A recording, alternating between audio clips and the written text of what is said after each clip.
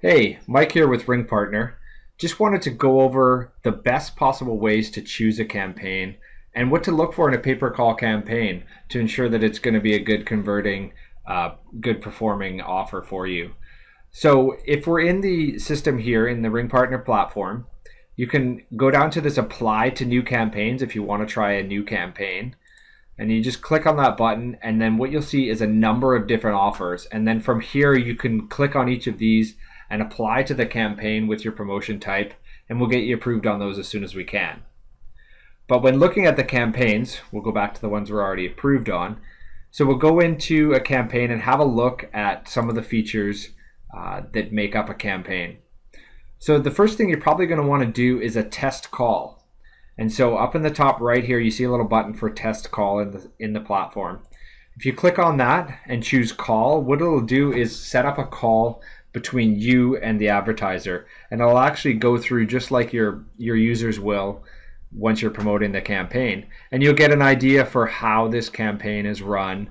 Is the advertiser using an IVR? What sort of things are in place? How do they sell the campaign? And you can actually talk to the call center and try to get some insights into what's going to work best for this campaign.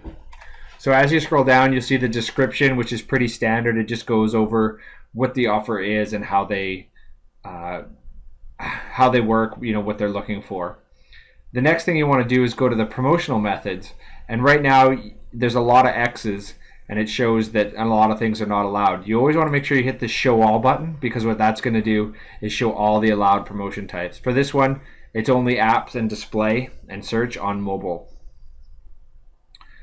So scrolling down again, you can see that you can see the overview. And looking at the overview, what you're going to want to pay attention to is the expiration date. When is this offer going to expire?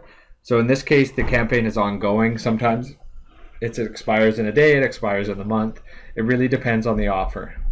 And the other thing you'll note is the little green circle there with the white check mark that shows that the offer is web integrated.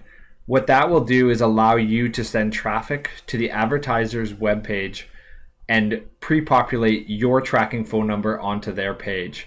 And this is kind of a nice feature so that you'll get credit for sending calls through their landing page. Most times on things like search, though, you'll want to build your own landing page because the advertiser doesn't want you to compete with them on Google.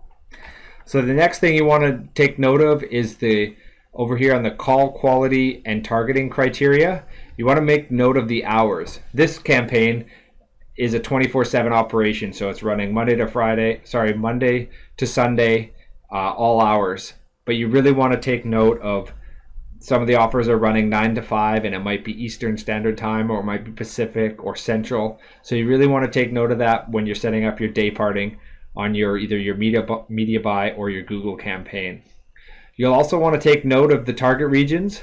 For the most part, the offers are US based, and so in some cases they are less than all the states. So there may be a state listing in the place where there's the target region.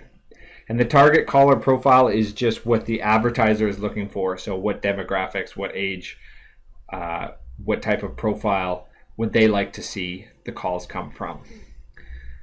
So lastly, and definitely an important one, but I don't think you should put too much weight on simply the payout, because these offers do convert quite easily just by making a connection. So don't put too much weight on the payout. I would be more concerned with the conversion rate. What can this campaign actually earn? What percentage of the callers will convert into a longer than the duration required? So looking at this offer, it's going to pay out $8.50 per call if they press key 1 and the duration is longer than 2 minutes. So some offers do require that they press a key, and usually that's a qualifying question to determine if the user is an actual valid and qualified user that they would like to speak to for 2 minutes. So if they press key 2, they probably would hang up on them. So in general, the offers are around 1 to 2 minute duration, and they pay out around, say, $5 to $15 and upwards of over $100 depending on the vertical. And one other thing to note quickly is the repeat callers. I think every one of our offers only pays out if it's not a repeat caller and hasn't called back in within 30 days. So that's something to note to make sure that you're not sending a bunch of repeat callers. So that covers how to choose a campaign, and hopefully that'll give you an idea of what to look for in a pay-per-call campaign, what to take into consideration as you're building out your offers.